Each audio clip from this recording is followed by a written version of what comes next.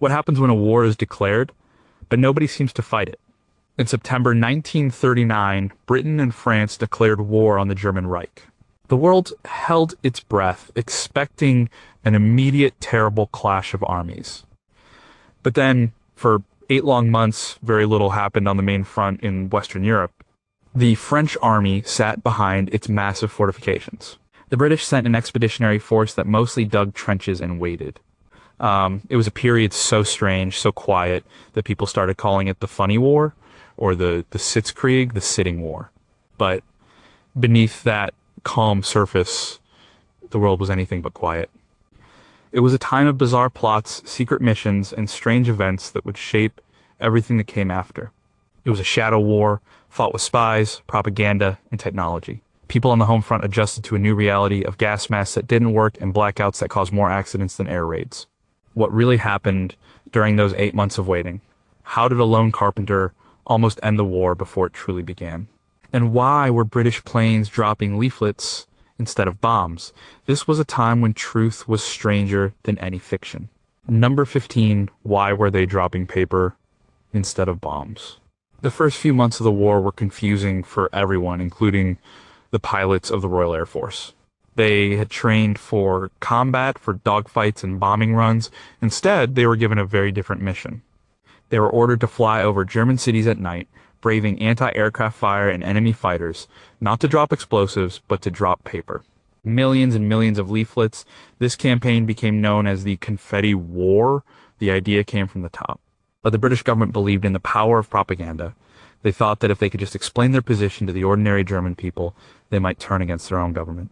The leaflets, officially called nickels, after the code name for the operation, contained messages of peace, quotes from speeches, and arguments about why the war was unjust.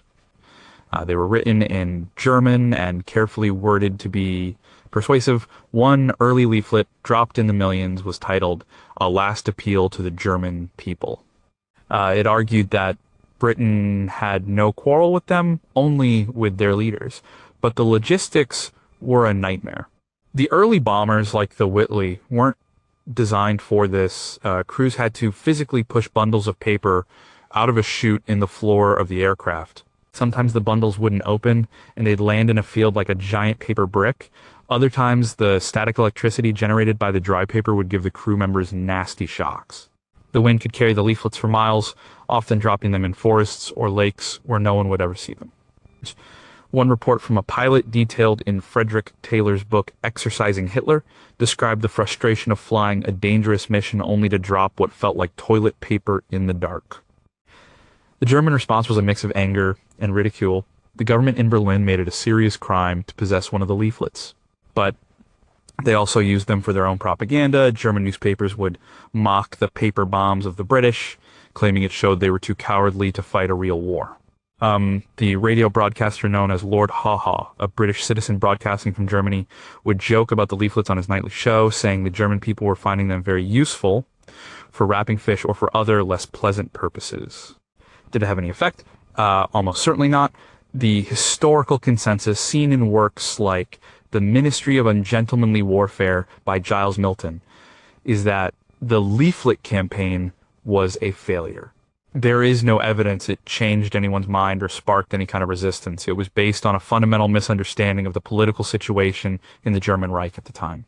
The people were not on the verge of rising up. The campaign cost the British dearly, not just in paper and fuel, but in lives.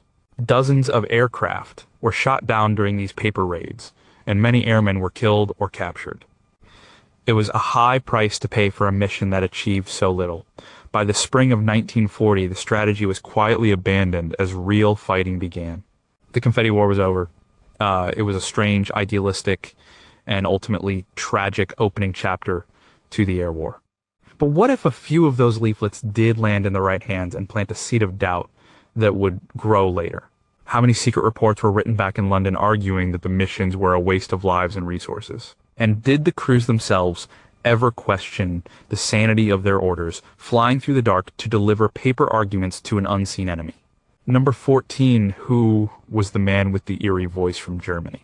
Every night, families across Britain would gather around their wireless radios. They would tune past the formal, reassuring tones of the BBC. They were looking for something else. A broadcast from Germany, a station that called itself the Germany Calling Service. And on that station, they would hear a voice, an educated upper-class English voice speaking with a strange nasal drawl. He would start his broadcast with the words, "Germany calling, Germany calling." That man was William Joyce, but the British public gave him a different name, Lord Haw-Haw. William Joyce was an unlikely figure to become a propaganda tool. He was born in America and grew up in Ireland before moving to England. He was a deeply troubled and fanatical man who became involved in British fascist movements in the 1930s. Just before the war began in August 1939, he fled to Germany with his wife. He was a true believer in the German government's cause and offered his services to their propaganda ministry. They saw the value in having a native English speaker deliver their message. His broadcasts were a mix of news, commentary, and outright lies, all designed to lower British morale. He would talk about German military victories, sometimes exaggerating them, sometimes inventing them. He would mock British leaders, calling them warmongers and incompetents. But what made him so compelling and so chilling was his knowledge of Britain. He would mention specific streets, local events, even the time on a particular town hall clock. This created a myth that German spies were everywhere, feeding him information. The truth, as revealed in J. Cole's book Lord Haw-Haw, The Full Story of William Joyce, was less sinister. He and his team were simply meticulous researchers getting most of their information from British newspapers which were easily available in neutral countries. The British government was deeply concerned about his influence. At his peak in early 1940, it was estimated that millions of people were tuning in. The BBC even rescheduled its most popular comedy shows to compete with his broadcast slot. They tried to jam his signal. They issued warnings to the public not to believe his pack of lies, but people kept listening. Part of it was curiosity.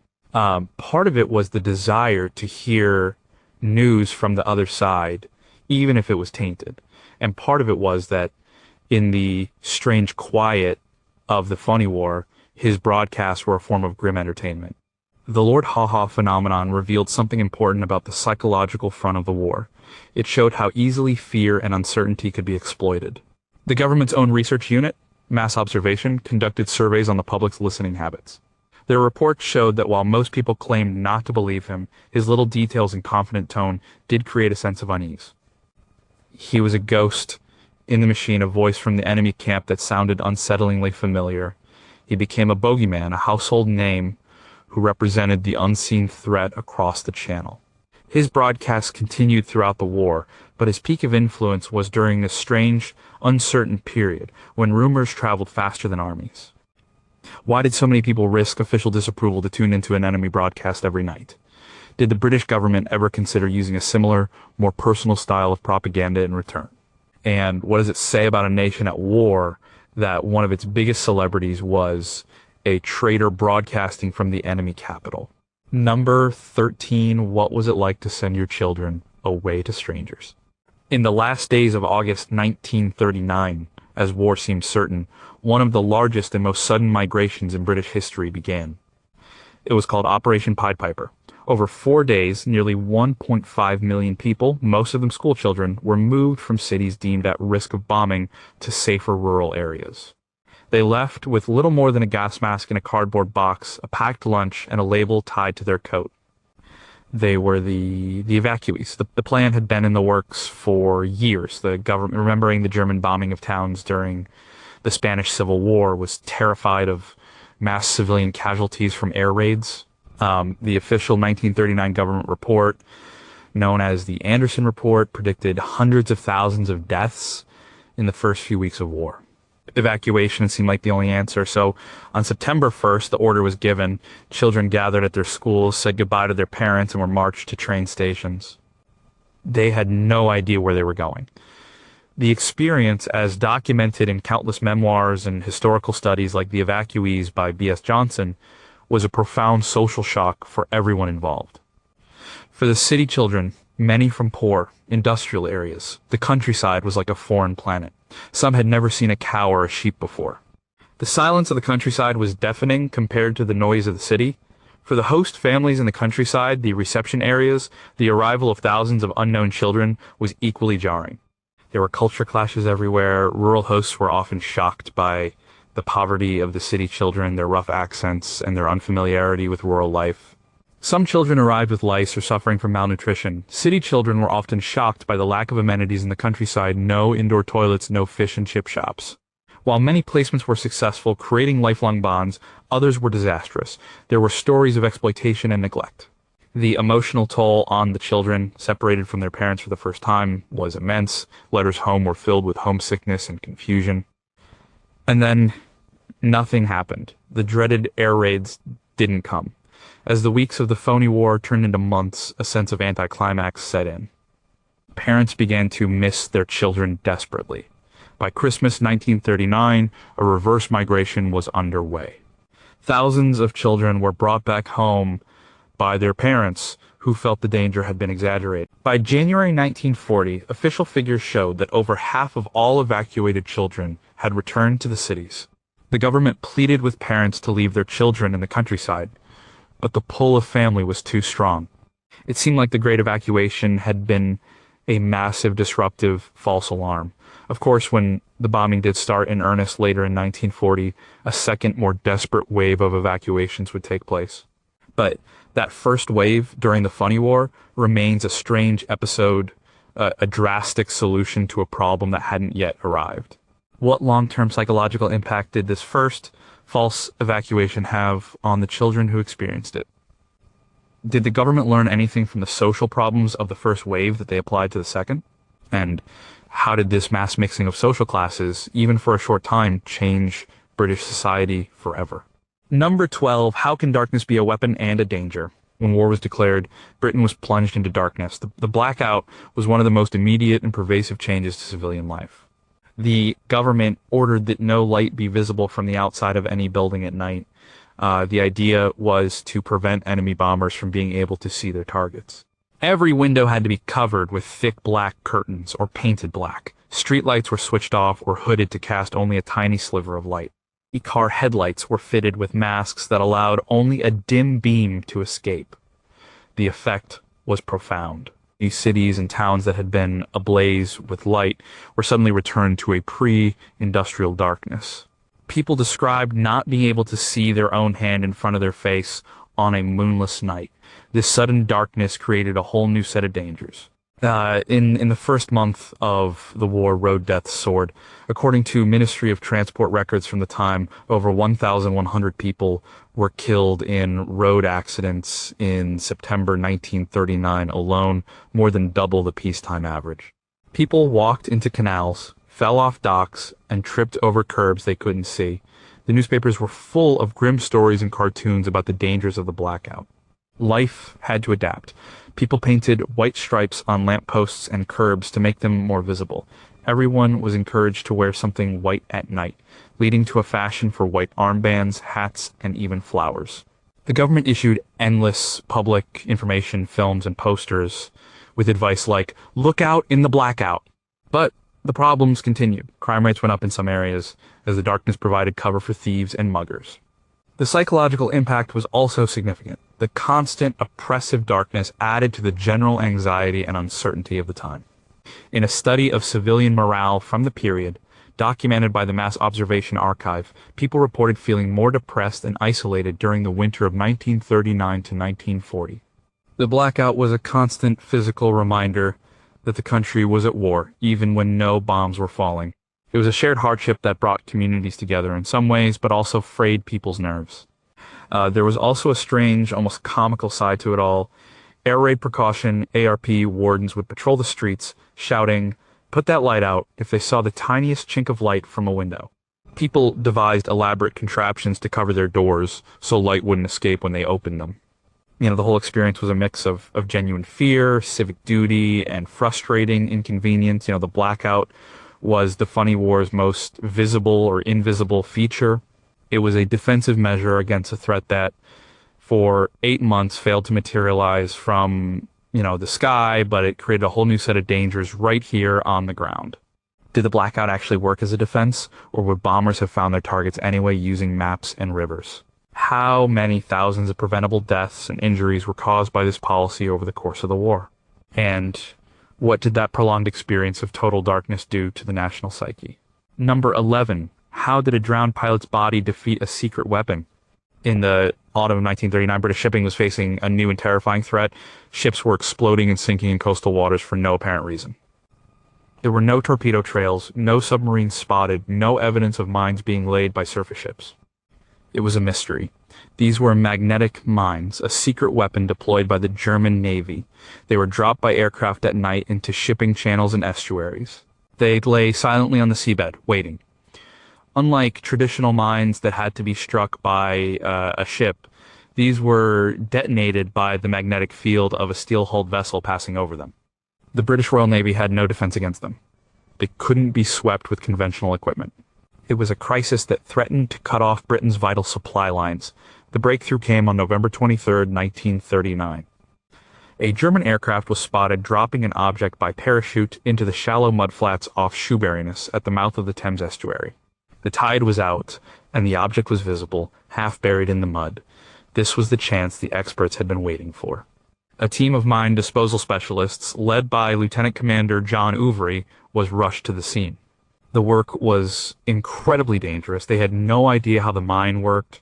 It could have been fitted with anti-tampering devices, light sensors, or timers. As described in detail in From the Dardanelles to Oran, a historical account by naval historian Arthur J. Martyr, Ouvrey and his team had to work in the freezing mud as the tide began to come back in. They used non-magnetic brass tools to carefully dissect the device. They successfully identified and disabled the detonators. They then managed to get the massive mine, which weighed over 1,500 pounds, back to a lab for analysis. The courage of this team was immense. They were literally working on a bomb of unknown design. Once they had the mine, British scientists, including a key figure named Charles F. Goudev, were able to quickly figure out how it worked. They understood the magnetic trigger mechanism, and once you understand a weapon, you can create a defense. The solution was brilliant in its simplicity degassing. They realized that if they could cancel out or reduce the magnetic field of a ship, it could pass over the mine without setting it off. They began wrapping large electrical cables around the hulls of ships. When an electric current was passed through these cables, it created an opposing magnetic field, effectively making the ship invisible to the mines. It was a race against time. Thousands of ships needed to be fitted with this new technology, but within months, the threat of the magnetic mine had been largely neutralized. The discovery at Shoeburyness was a critical turning point, but the story has a poignant postscript. The pilot of the aircraft that dropped the mine had been shot down a few days earlier. His body washed ashore, and in his pocket were documents that provided the British with crucial technical information about the mine. The combination of the recovered mine itself and the intelligence from the dead pilot gave the scientists everything they needed. It was a grim but vital piece of luck in a secret war of technology. What if that aircraft had not been spotted dropping its payload in shallow water?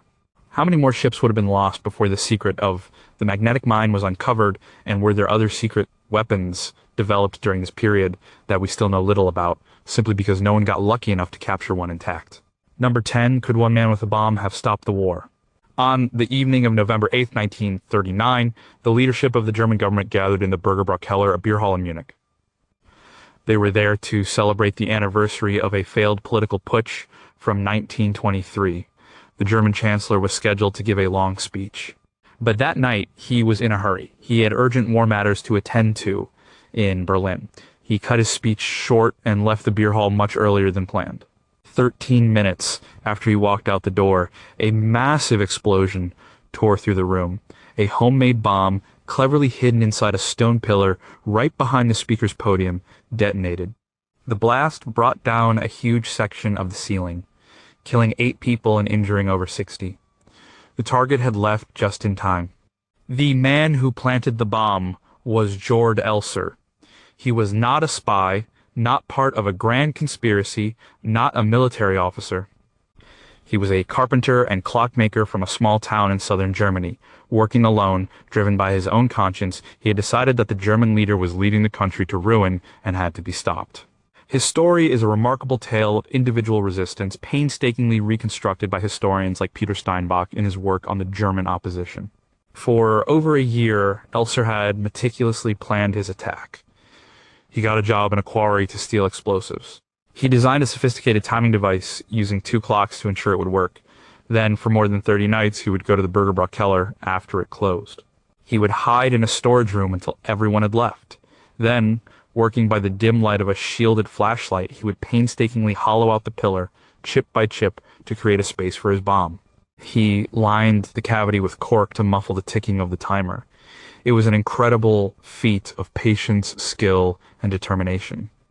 He was caught by sheer bad luck. As he tried to cross the border into neutral Switzerland that night, a border guard noticed his pockets were bulging with suspicious items, including a postcard of the beer hall and parts of a detonator. He was arrested just minutes before his bomb went off in Munich. At first, no one connected him to the explosion. But as the investigation in Munich unfolded, the evidence led back to the quiet carpenter in custody at the border. The regime refused to believe he had acted alone. They were convinced he was part of a major conspiracy, probably orchestrated by the British. He was interrogated for months, but he always maintained he had worked by himself. The timing of the event was crucial. It happened the day before the Venlo incident, where German agents snatched 2 British spies on the Dutch border.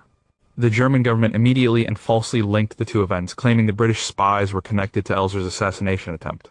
It was a huge propaganda victory for them, used to justify their later actions against neutral countries. Elser's lone act of defiance was twisted into a story of foreign intrigue. He was never put on public trial, but was held in a concentration camp for years, before being executed just weeks before the war in Europe ended. His story was largely forgotten for decades, overshadowed by other, more famous resistance plots. But Georg Elser came closer than anyone to changing the course of history with a clock, a bomb, and a conscience.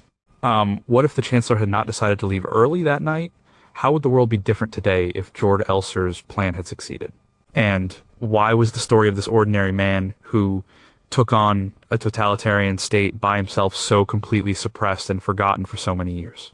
Number 9, how did 2 top British spies get snatched in broad daylight?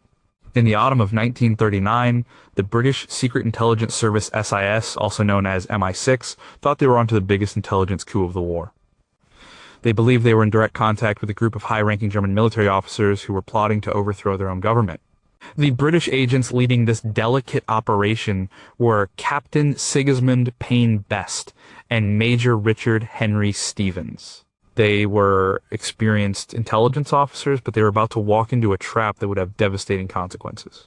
The dissidents they were meeting were, in fact, skilled agents of the German security service, led by a young and ambitious officer named Walter Schellenberg.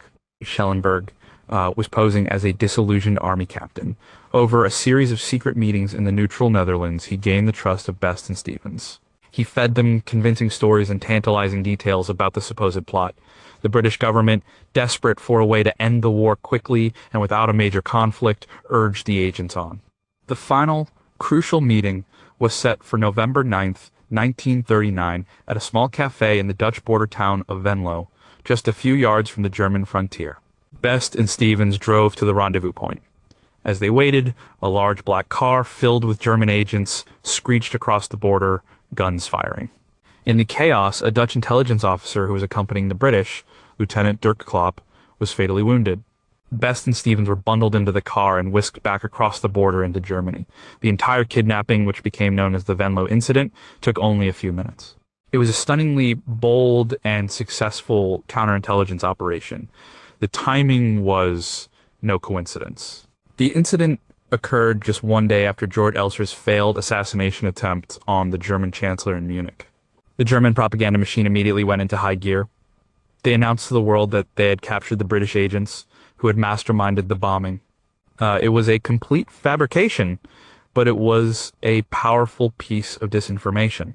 It served 2 purposes. It portrayed Britain as a nation of terrorists, and it gave the German government a perfect pretext to later invade the Netherlands, claiming the Dutch had violated their neutrality by collaborating with British spies. For the British, the Venlo incident was a disaster, as detailed in Best's own memoir, The Venlo Incident, he and Stevens were interrogated for years.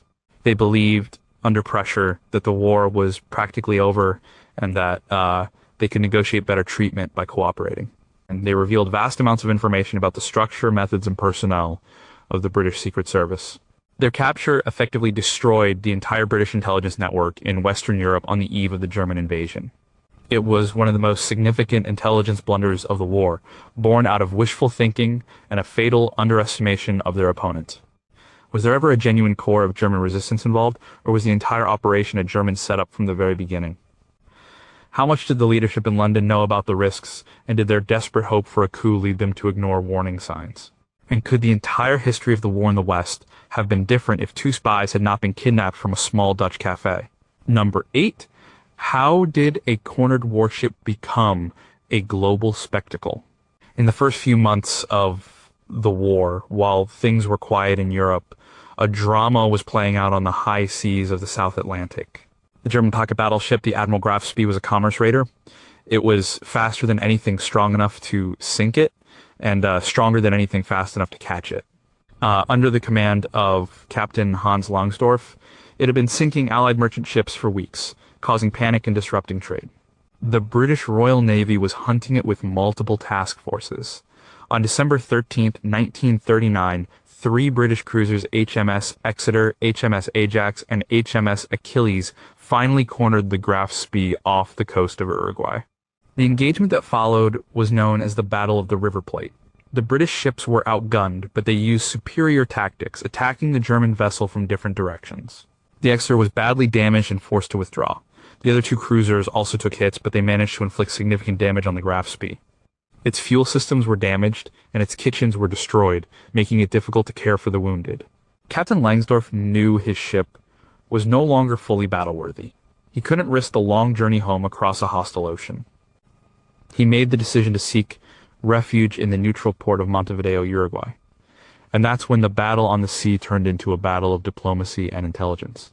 Under international law, specifically the Hague Conventions of 1907, a warship of a belligerent nation could only stay in a neutral port for a limited time, typically 24 to 72 hours, just long enough to make essential repairs for seaworthiness.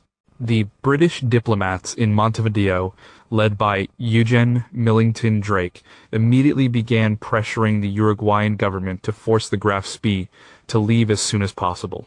Their goal was to get the German ship back out to sea, where a reinforced British fleet was waiting. Meanwhile, the British engaged in a brilliant campaign of deception. They used radio signals and fake diplomatic cables, which they knew German intelligence would intercept, to create the illusion that a massive naval force, including an aircraft carrier and a battlecruiser, was already waiting just outside the harbor. In reality, the nearest heavy ships were still days away. Captain Langsdorff was trapped, his ship wasn't fully repaired, and he believed he was hopelessly outgunned. He also had a deep sense of responsibility for his crew of over 1,000 men. He was not willing to lead them into what he believed would be a suicidal battle. Faced with an impossible choice, and under direct orders from his government not to let the ship be interned in Uruguay, he made a fateful decision. On December 17th, the deadline for his departure, the Graf Spee sailed out of Montevideo harbor as thousands of spectators watched from the shore. The world's press was there, broadcasting the event live on the radio. But instead of sailing out to fight, the ship dropped anchor just outside the territorial waters. The crew was taken off by German merchant ships that had been waiting. Then a series of explosions ripped through the vessel. Captain Langsdorff had decided to scuttle his own ship rather than let it fall into enemy hands or sacrifice his men. A few days later, in a hotel room in Buenos Aires, believing his honor was at stake, he took his own life. The affair of the Graf Spee was over, a naval drama that played out like a Hollywood movie in the strange quiet of the Phoney War. How much did Captain Langsdorff's personal code of honor and his desire to save his crew influence his final decision? Was the British intelligence bluff the single most important factor, or was the ship more damaged than was publicly known? And what secrets of German naval technology were lost forever when the ship was blown up and sank into the muddy waters of the River Plate? Number 7, who fought a desperate war in the snow while the West waited. While Britain and France were engaged in their sitting war a real and brutal conflict erupted in the frozen north. On November 30th, 1939, the Soviet Union invaded Finland. The Soviets, under Joseph Stalin, had demanded that Finland cede large territories, claiming they were necessary for the defense of Leningrad. The Finns refused. The result was the Winter War, a conflict that captivated the world and had a profound impact on the larger war to come. On paper, it should have been a walkover. The Soviet Red Army had millions of soldiers, thousands of tanks, and thousands of aircraft. Finland was a small nation with a tiny army, almost no tanks, and only a handful of outdated planes. The world expected Finland to collapse in a matter of days. But that didn't happen. The Finns, fighting for their homes and a landscape they knew intimately, put up a fierce and brilliant resistance. They used the environment as a weapon. The winter of 1939 to 1940 was one of the coldest on record. The Finns were expert skiers and were comfortable in the sub-zero temperatures and deep snow. The Soviet soldiers, many from southern regions, were poorly equipped for the cold. Their vehicles were confined to the few roads that existed, which the Finns blocked with deadly efficiency. And Finnish soldiers, often dressed in white camouflage, would appear out of the forests on skis, attack the long, vulnerable columns of Soviet troops and tanks, and then disappear back into the woods. They called this Matti tactics, which translates to something like bundled firewood, as they chopped the invading army up into small, isolated pockets and destroyed them one by one. The Finns had a spirit the world admired. The term Molotov cocktail, a simple gasoline bomb, was coined by them during this war as a sarcastic drink for the Soviet foreign minister. One Finnish sniper, Lord Haw-Haw, became a legend. Using only a standard rifle with iron sights, he was credited with over 500 confirmed kills, making him arguably the deadliest sniper in history. The sheer David and Goliath nature of the struggle made Finland a cause célèbre in the West. Britain and France sent weapons and supplies, and volunteers from other countries went to fight alongside the Finns. London and Paris even drew up serious plans, as detailed in documents from the period, to send a full expeditionary force to help Finland, a move that would have bizarrely made them allies of Finland and enemies of the Soviet Union at the same time. But in the end, sheer numbers were impossible to overcome. The Red Army learned from its early disastrous mistakes. They brought in massive reinforcements and new commanders and simply ground the Finnish army down through attrition.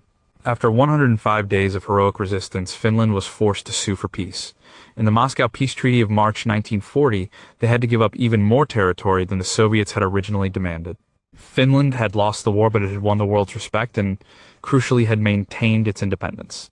The cost was huge, but the alternative was annihilation. The Winter War had a shocking legacy. It exposed the deep weaknesses and incompetence of the Red Army, a fact that was noted with great interest in Berlin.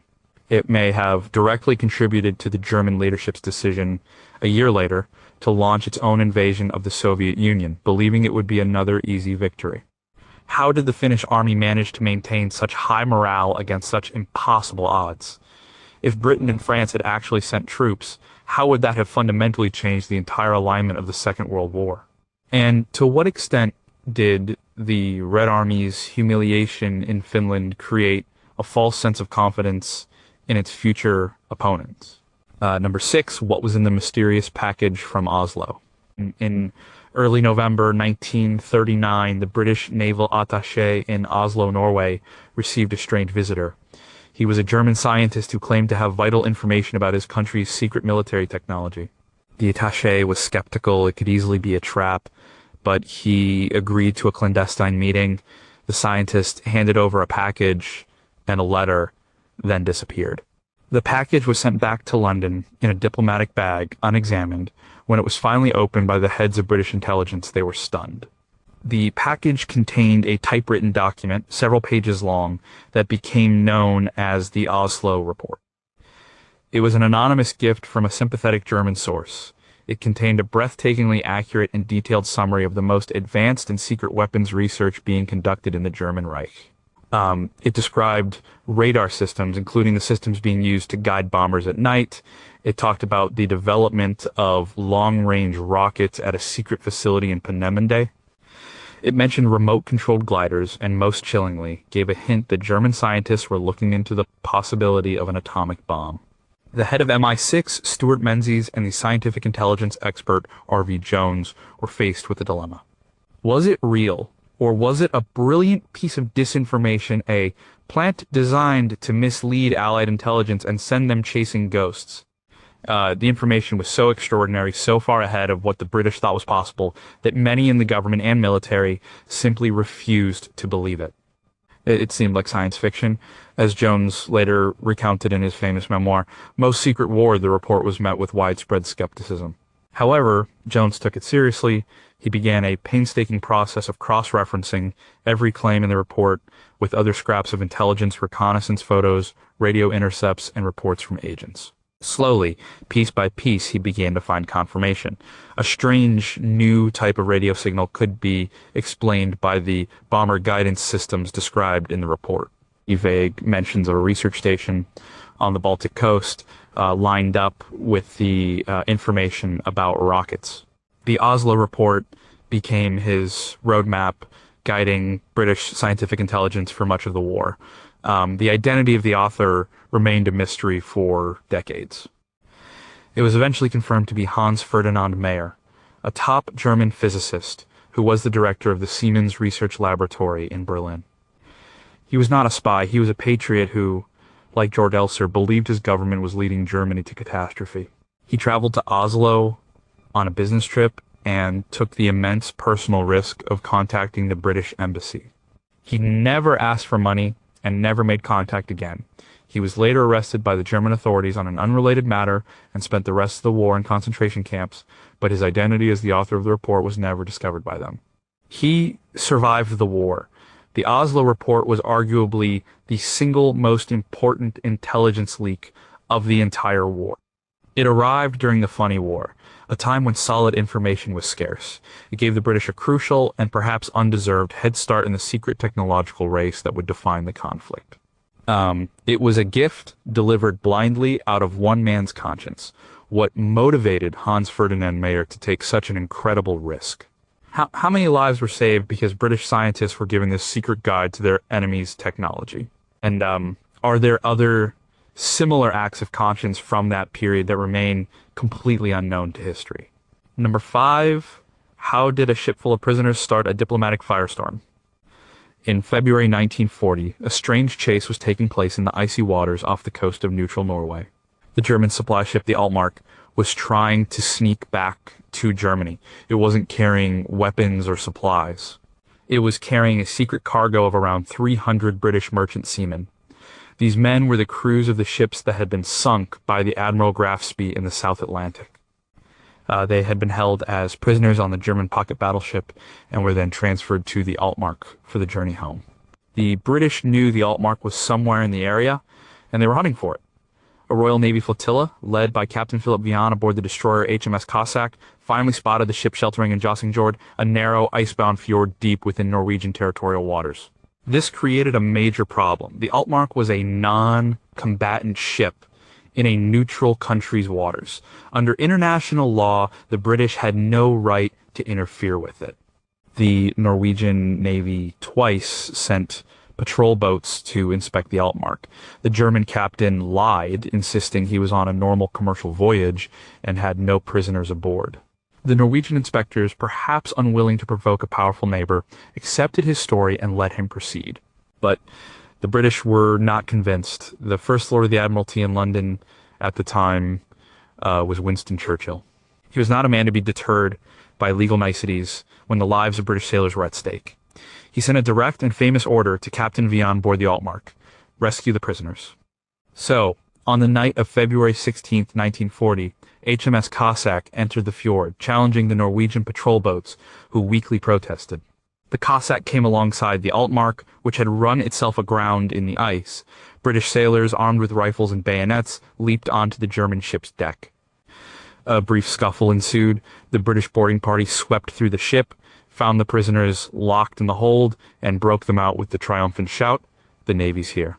The freed prisoners were transferred to the destroyer, which then sailed back out of the fjord, leaving the Altmark behind. The Altmark incident was a huge morale boost for Britain.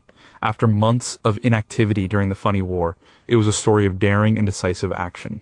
The newspapers were full of it. Churchill's reputation was enhanced, but internationally it was a diplomatic nightmare. The German government was furious, calling it an act of piracy. More importantly, they used the incident as proof that Norway was either unable or unwilling to defend its own neutrality. They claimed that Britain did not respect international law and that they had to take matters into their own hands to protect Scandinavia. The Altmark incident was later cited by the German leadership as one of the primary justifications for their invasion of Norway and Denmark less than 2 months later in April 1940. It was a small-scale action with massive strategic consequences. Did the Norwegian authorities deliberately turn a blind eye to the Altmark's true cargo to avoid conflict? Was Churchill's order a reckless gamble that violated international law, or a necessary act to rescue captured citizens? And could the subsequent invasion of Norway have been avoided if the British had chosen diplomacy over direct action in that frozen fjord? Number 4, what if Britain and France had invaded Norway first? As the winter of 1939 turned into the spring of 1940, the leaders in London and Paris were growing increasingly frustrated. The Phoney War was dragging on. They were looking for a way to take the initiative to open a new front away from the heavily defended German border in France. Their eyes turned north to Scandinavia. The reason was iron. Germany's war machine was heavily dependent on high-grade iron ore from Sweden. And in the winter when the Baltic Sea froze over, that ore was shipped from the ice-free Norwegian port of Narvik down the coast of Norway and then to Germany. The Allied plan, codenamed Plan R4, was bold and highly controversial. It had 2 parts. The first part involved mining the waters along the Norwegian coast, inside Norway's neutral territory, to force the German ore ships out into the open sea where the Royal Navy could sink them. This was already a clear violation of international law, but the second part was even more audacious. Using the expected German protest to the mining as a pretext, the Allies planned to land a major expeditionary force at Narvik and other Norwegian ports. Their stated goal was to march across Norway and Sweden to protect the Swedish ore fields from a potential German attack. In reality, their primary goal was to stop the flow of iron ore to Germany. The plan was championed by figures like Winston Churchill in Britain. It was debated fiercely in the Allied War Council throughout March 1940. There were huge risks. It would mean violating the neutrality of 2 small countries. It could push Sweden and Norway into an alliance with Germany, and it would stretch Allied military resources thin. The French Prime Minister, Paul Reynaud, was a strong supporter, believing it was better to fight the war in Scandinavia than in France. The British Prime Minister, Neville Chamberlain, was much more hesitant, concerned about the moral and legal implications. After weeks of debate, the Allies finally decided to go ahead with the first part of the plan. On April 8, 1940, British ships began laying mines in Norwegian waters. They informed the Norwegian government that they had done so, but they were too late. The German government, having gotten wind of the Allied intentions and having formulated their own invasion plans for entirely separate strategic reasons, had already set their own operation in motion. On April 9, 1940, just 1 day after the British began their mining operation, German forces launched a surprise invasion of both Denmark and Norway. The German invasion was a stunning success. They quickly captured the key ports and airfields, including Oslo and Narvik. The small and unprepared Norwegian army was overwhelmed. The Allied plan to land their own troops now had to be hastily repurposed from a preemptive occupation into a desperate attempt to push the Germans out. The subsequent Norwegian campaign was a disaster for the Allies. Poorly equipped and badly coordinated, they were outfought and forced to evacuate. The failure of the campaign had huge political consequences. It led directly to the fall of Neville Chamberlain's government and the appointment of Winston Churchill as Prime Minister in May 1940. The Phoney War was over, and it had ended with a decisive Allied defeat, born from a plan that was both too slow and too late. What if the Allies had acted more decisively and launched their invasion a month earlier? Could they have succeeded in cutting off Germany's iron ore supply? And how would the German leadership have reacted to a full-scale Allied presence in Scandinavia? And would it have changed their plans to attack France? Number three, who was really to blame for the first shots in the Atlantic War? On the evening of September 3rd, 1939, just hours after Britain declared war on Germany, a message crackled across the radio waves. The British passenger liner SS Athenia, on its way from Liverpool to Montreal with over 1,400 passengers and crew, had been torpedoed and was sinking off the coast of Ireland. Over 100 people, including many women and children, and several American citizens, lost their lives. It was the first British ship to be sunk in the war, and it seemed to be a deliberate, brutal attack on a civilian target. The world was outraged. The British government immediately accused the German Navy of a war crime, a violation of the rules of naval warfare that forbade attacking passenger ships without warning. The sinking was compared to the sinking of the Lusitania in the First World War, an event which had helped bring the United States into that conflict. The American public was horrified, and President Franklin D. Roosevelt expressed his shock. It seemed to confirm that the new war would be one of unprecedented barbarity. The German government reacted with astonishing speed and dishonesty. The propaganda ministry in Berlin flatly denied any involvement. They claimed no German submarine was anywhere near the Athenia. Then they went on the offensive. They concocted a wild story, which they broadcast to the world, claiming that the British had sunk their own ship. They alleged that Winston Churchill, then the head of the Admiralty, had ordered a bomb to be placed on the Athenia to create an incident that would enrage the American public and bring the USA into the war on Britain's side. It was a classic piece of big lie propaganda. The truth, however, was exactly what the British had first claimed. The Athenia had been sunk by a German submarine, the U-30, commanded by Captain Lieutenant Fritz Julius Lemp, acting on ambiguous orders and believing the blacked out ship was an armed merchant cruiser, had fired his torpedoes in haste. It was a terrible mistake by an overzealous young commander on the first day of the war. When he realized his error, he sailed away from the scene without offering assistance and, crucially, did not report the incident in his logbook. The German Naval Command itself was initially unaware of what had happened. When they finally found out, they ordered a cover-up. The U-30's logbook was falsified, and the entire crew was sworn to secrecy. The German government continued to maintain their lie for the rest of the war. The truth was only fully revealed at the Nuremberg trials after the war, when the real logbook was produced as evidence. The Athenia incident set the tone for the information war that would run parallel to the military conflict. It showed that truth would be an early and frequent casualty.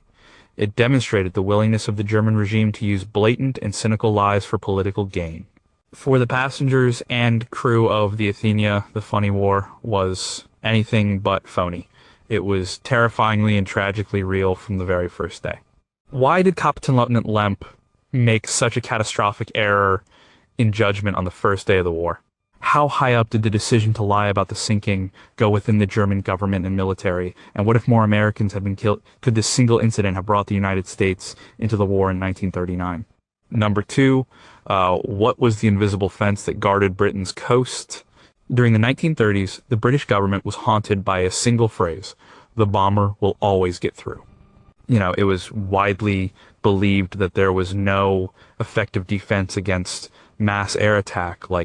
This fear drove the policy of evacuation and the blackout.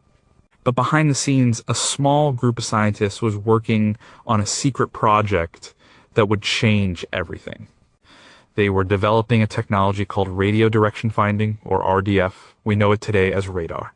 The project was so secret that very few people in the government, let alone the public, knew of its existence. The team was led by the brilliant physicist Robert Watson Watt. Working in Spartan conditions, they had proven by 1935 that it was possible to detect an aircraft by bouncing radio waves off it. By the time the Phoney War began in September 1939, they had built a chain of massive radio towers along the south and east coasts of England. This was the chain home system. To the casual observer, the 350-foot tall steel towers looked like ordinary radio masts. They were, in fact, the most advanced air defense system in the world. During the 8 months of the Phoney War, the chain home system was in a frantic state of development and training. It was a period that was absolutely crucial to its later success. The radar stations were manned 24 hours a day by a mix of scientists, engineers, and newly trained operators, many of them women from the Women's Auxiliary Air Force WAF. They learned how to interpret the strange blips of light, or echoes, on their cathode ray screens. They learned to distinguish between a formation of friendly planes and enemy ones, how to estimate their height and direction, and how to pass that information on to a central filter room. This was the real secret weapon, not just the radar towers themselves, but the entire integrated system of detection and control that was built around them. Information from the radar stations was fed to a central command hub where it was plotted on a giant map table. From there, fighter controllers could see a real-time picture of the airspace and direct their squadrons to the most effective place to intercept an incoming raid. It was revolutionary. For the first time, air defense was no longer a matter of luck or guesswork. It was a science. Throughout the Phoney War, this system was tested and refined. There were only a few small-scale German air raids on naval bases during this period, but each one was a vital training exercise for the radar operators and fighter controllers. They made mistakes, and they learned from them. They improved their techniques and ironed out the bugs in the system. As historian and author of The Most Secret War, R.V. Jones pointed out, this quiet period of training, free from the pressure of constant, massive attack, was a blessing in disguise. It allowed the Royal Air Force to perfect the weapon that would be its salvation in the summer of 1940. When the real air war began, the pilots flying the Spitfires and Hurricanes were not flying blind. They were being guided by an invisible fence of radio waves, manned by people staring at flickering green screens in darkened rooms along the coast. How did the German intelligence services fail so completely to understand the purpose and importance of the massive chain-home towers? What would have happened in the Battle of Britain if the RAF had not had those 8 months of the Phoney War to train and perfect the system? And how many of the young men and women working in those radar stations truly understood the immense strategic importance of the work they were doing? Number one, why was the Western Front so quiet? This is the central question of the whole period. After the German invasion of Poland was completed in late September 1939, the German army moved the bulk of its forces to the west. They faced the French army, which was then considered the most powerful army in the world, positioned behind the supposedly impregnable Maginot Line. Britain's expeditionary force was there as well. The two sides were separated by a few hundred yards of no man's land. And for 8 months, they mostly just stared at each other. There were occasional patrols and very minor skirmishes, but no major offensive action was taken by either side. Soldiers on the front line reported a surreal, live and let live atmosphere. In some sectors, French and German troops were close enough to shout insults and sometimes greetings to each other. They could see each other's laundry hanging out to dry. As documented in books like Alistair Horne's To Lose a Battle, France, 1940, it was a period of intense boredom and psychological strain for the soldiers who had been mobilized for a war that refused to start. So why the silence? There were several reasons. On the Allied side, the military doctrine was deeply defensive. The memory of the horrific losses of the First World War was still fresh. The French High Command had no desire to launch a bloody frontal assault on the German defenses opposite the Maginot Line. Their strategy was to sit tight, impose a naval blockade on Germany, and wait for Germany's economy to collapse. They believed time was on their side. They thought it would be a long war of attrition, just like the last one. On the German side, the reasons were different. The German military was not yet ready for a full-scale assault on France. And they needed time to rest, refit, and re-equip their forces after the Polish campaign. More importantly, their high command was locked in a debate about how to attack France. The original plan was a fairly conventional attack through Belgium, similar to the plan from 1914, but a group of innovative officers, most notably General Erich von Manstein, was arguing for a much more radical and risky plan to punch the main armored force through the supposedly impassable Ardennes forest and cut the Allied armies in two. This plan took time to be developed and accepted. The Phoney War gave them that time. So both sides, for their own very different reasons, chose to wait. The British dropped leaflets. The French trusted their concrete forts. The Germans refined their revolutionary plan of attack. It was a period of profound strategic miscalculation, especially by the Allies. They completely failed to understand the new form of mechanized warfare, the blitzkrieg, that the Germans were perfecting. They saw the quiet on the front as a sign that their strategy was working, that the Germans were contained. In reality, it was the calm before a storm that would overwhelm them with shocking speed. The Phoney War wasn't phony at all. It was the wind-up for the punch that would knock France out of the war in a matter of weeks and leave Britain standing alone. The silence wasn't a sign of peace, it was the sound of a fuse burning. What was the real state of morale among the French and British troops who were forced to sit and wait for 8 months? Did any Allied commanders seriously propose a preemptive strike into Germany during this period, and why were they ignored? And how did that long, strange, quiet fundamentally shape the violent and dramatic events of May 1940 that brought the Phoney War to its brutal and decisive end?